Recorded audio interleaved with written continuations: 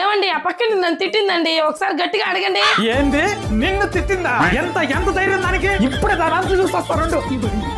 ఎంత ధైర్యం ఉంటే నా ముందే నా పెళ్ళాన్ని తిడుతుంది. వద్దు కూర్చోండి. ఏమ్మా నా మనం ఊరికే కొడుతున్నావు?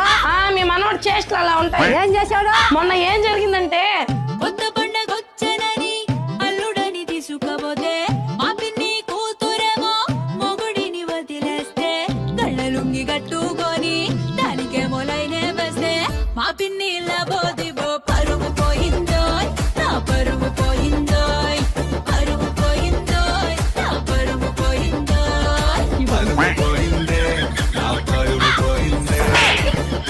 మళ్ళా ఇంకొకటి.